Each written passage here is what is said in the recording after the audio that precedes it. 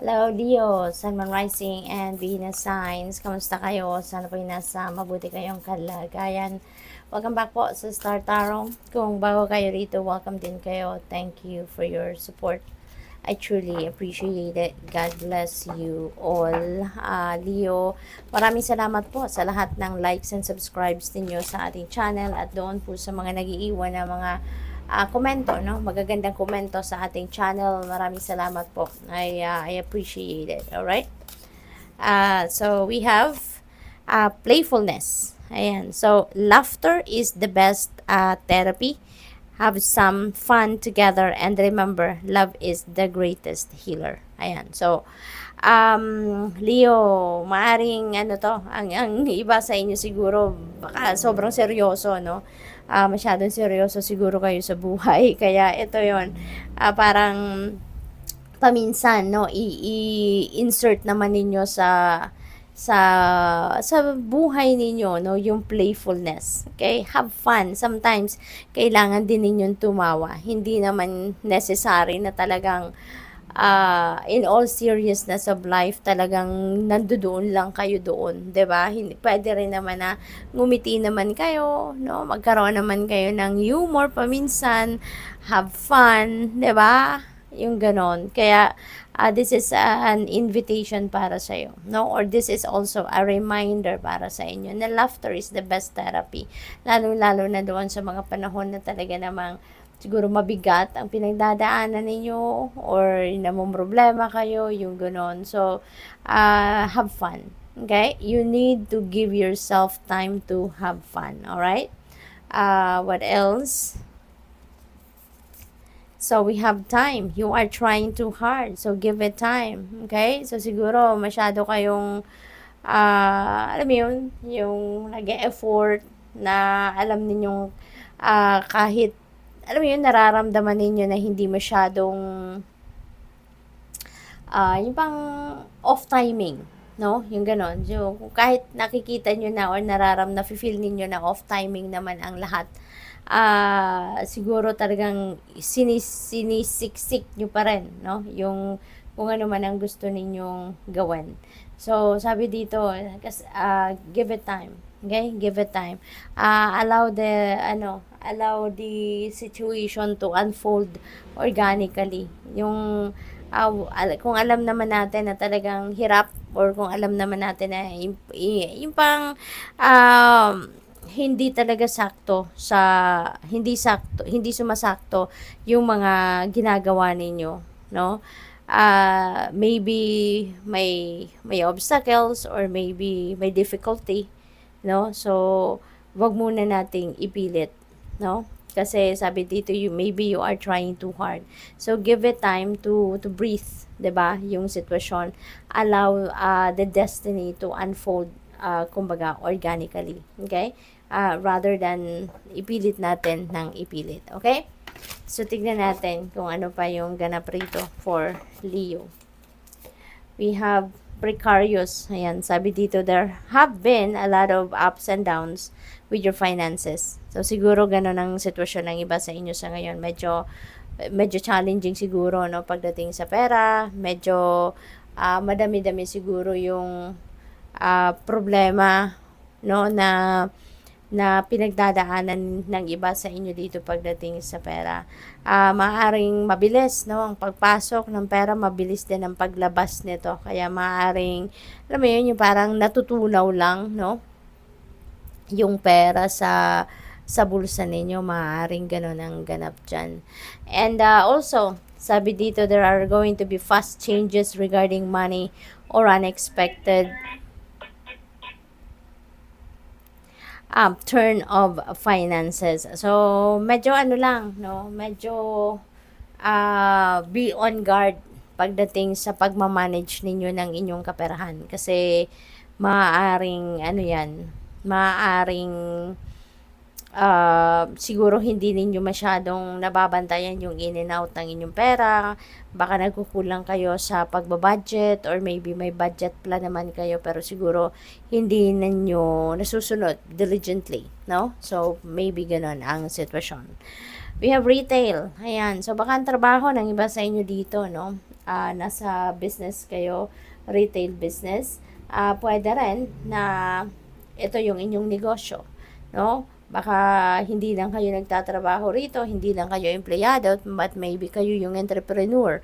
Mismo, kayo siguro yung nagnenegosyo, mismo kayo ang may-ari nito. So, possible din na gano'n ang sitwasyon. Or baka, nandoon sa retail business yung balak ninyong gawing negosyo, no? So, tingnan natin kung ano pa yung ganap for Leo. So, we have Page of Wands. Ayan. So, dito sa Page of Wands, no, there are good news coming your way. Since katabi niya si precarious energy, kaya maaaring yung good news na to could be a news about pera. This could be good news about money, no? Maaaring ganon. Or maybe good news about pagdating sa opportunities, no? Pangkaperahan. So, maybe mga ganon ang sitwasyon dito. But definitely, no, there are going to be important communications coming your way rito na maaaring related sa inyong money, career, and finances. We have the world energy. This could be travel for some of you. Leo, maaaring kayo ay magbabiyahe across the globe, or maybe kasi world energy siya, 'di ba? So maybe ano to, baka abroad, no, yung biyahe ninyo, or baka you are from abroad and you are coming home, no? So maybe ganun ang sitwasyon dito for some of you. This is also about success. This is a very successful time din para sa iyo. Maaring meron kayong mga tinatrabaho, proyekto, mga ganon na ano, na magtatagumpay na kayo, or maybe matatapos mo na, you know, mga ganon. May accomplishment na, no? Ma-achieve nyo na siguro yung goals ninyo rito, yung ganon. So, good luck sa'yo. We have the moon energy. Ayan. So, sa the moon naman, this is about intuition. This is about dreams, no? Yung ganon. So, merong mga pinapadala sa inyo ang divine universe na mga intuitive messages, or pinapadala sa inyo na mga mensahe through your dreams, okay? Binibigyan kayo rito ng mga panaginip wherein yun ang source ng gabay ninyo. Kasi maaaring hindi ninyo napapansin masyado lagi yung yung mga intuitive nudges or intuitive messages na pinapadala sa inyo. That's why, through your dreams, no, binibigyan kayo, dinadaan ng universe yung guidance sa inyo through your panaginip. No, kaya make sure na nadidecode po ninyo ang kung anong ibig sabihin ng inyong panaginip, because that is your guidance, no?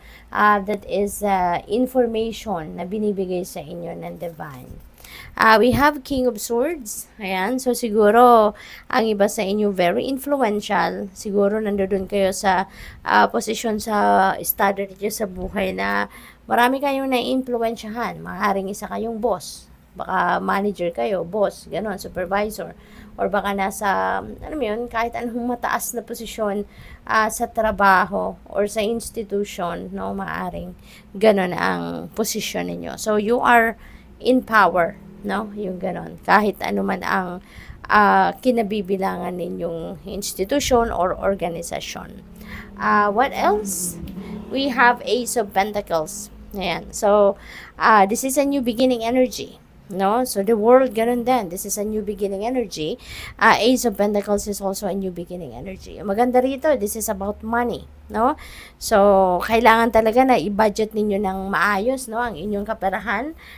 Kasi, 'di ba, dito may energy kayo na parang in and out lang ang pera sa inyo, mabilis matunaw, mabilis maubos, yung ganon. So, since you are going to start a new chapter sa buhay ninyo pagdating sa pera, then kailangan mo ng dito ng tawag dito masusing pagbabudget, no?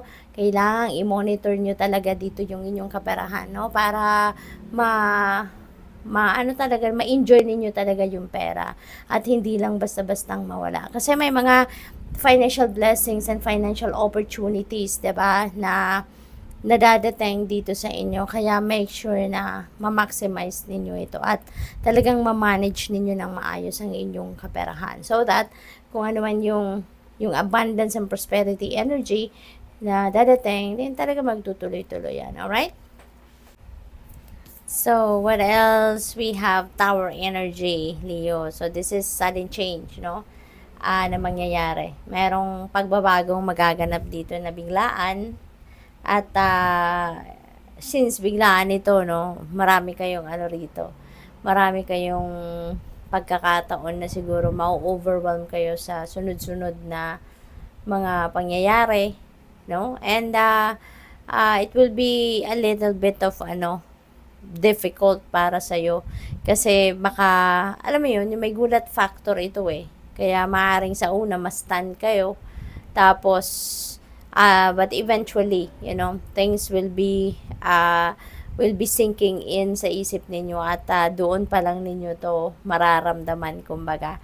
And then, at the end of the day, kapag nakasettle ka na kung saan ka man dadalhin ng event na to, then ipagpapasalamat mo rin ito, Leo. Kasi siguro masasabi ninyo na sana noon ko pa to ginawa, no? Kasi hindi ninyo ito plinano eh, no? It is the divine universe doing this favor for you.